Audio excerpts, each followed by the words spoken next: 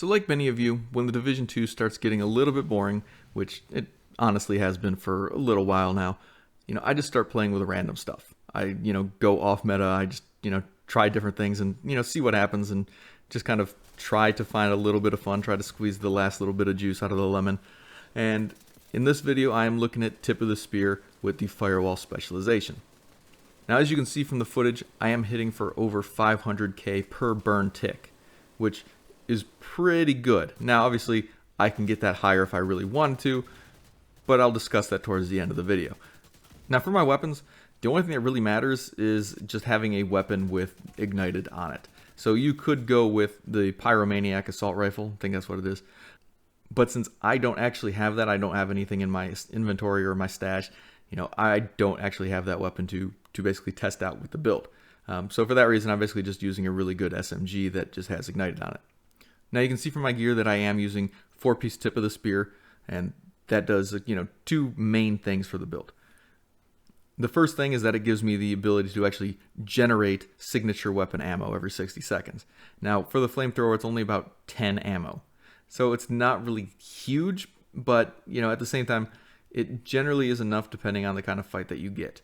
If you manage to actually get a wave that's coming out of a door or something like that, you can set them all on fire without using up all of your ammo.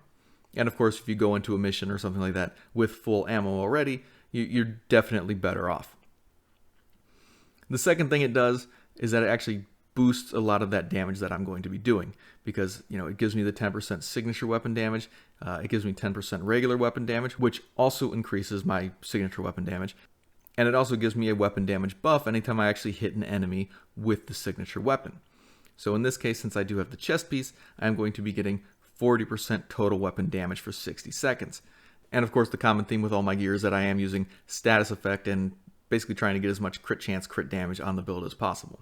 Now for my two remaining pieces, I've chosen to use the Eclipse Protocol Backpack, which gives me that 30% amplified damage to status affected targets, and I am using the Contractor's Gloves, which gives me that 8% damage to armor.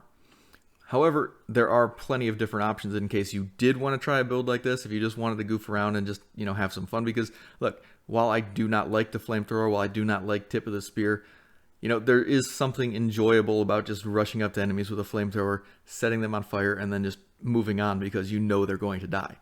Other options that you could use would be the Vial Mask. Now, the Vial Mask does give you a little bit more damage. It's going to be basically like 63k per tick, compared to the Contractor's Gloves, which are adding about 43k per tick. Now, the reason that I chose the Contractor's Gloves, though, is that the Contractor's Gloves actually apply to my weapon as well, so I think that's a little bit more beneficial because I am using my weapon quite a bit, especially, once my flamethrower runs out of ammo, which, if you are using it as your main weapon, it's going to run out quite a bit. So I prefer to at least, try to strengthen some of my backup plans there for usable purposes in PvE. There's also other options you could go with on the backpack. Probably one of the better ones would be something like Golan gear with Creeping Death. You could also go with something like the Sokolov Firm Handshake Gloves, which gives you the 10% SMG damage and the 15% status effect. And the other piece that I think would be important to mention is the chest piece. If you really weren't that interested in, getting the 20% total weapon damage whenever you hit an enemy with your specialization weapon, then, you could switch out the chest piece and the gloves. So basically, having Tip of the Spear on your gloves and then using a high-end chest piece. Now, if you really wanted the most damage possible on your flamethrower, it would be easy just to say, go with, glass cannon. But the problem is, this build's already really squishy. You have to be really close to the enemy. You're going to get a lot more damage, yes, but you're also going to be dropped incredibly quickly. If you just wanted to goof off and see how much damage you could actually get on your flamethrower, that might be something that's fun for you. Honestly, I think the top range for the damage of the flamethrower could probably be somewhere around 800k burn per tick. Now, don't quote me on that. It's somewhere between 700 and 800. Obviously, I don't have all of the best pieces. I don't have all of the gear min-max to, completely say what it would be. And I really haven't decided to run the numbers on that just because, it doesn't really matter that much. And the reason I say it doesn't really matter that much is because, again, I'm already doing enough damage with my flamethrower to drop the yellow bar enemies. But if I made myself even squishier to, just squeak out more damage for no reason, it would basically just be even a bigger challenge, a bigger nightmare, and there really wouldn't be any practical reason to actually do that to your build. Either way, this was kind of fun to do.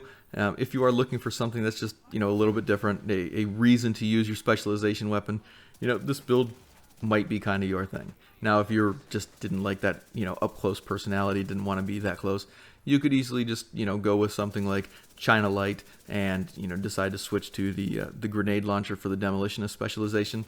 That might be a little bit easier to start out on, a little bit, more interesting for you personally. And obviously you can hit enemies from further away as they're coming out of spawn points and stuff like that. So, that might be something for you to try if you want to just look into the specialization weapons a little bit more. But either way, that'll do it for this video. Thank you guys for watching. I'll see you in the next one.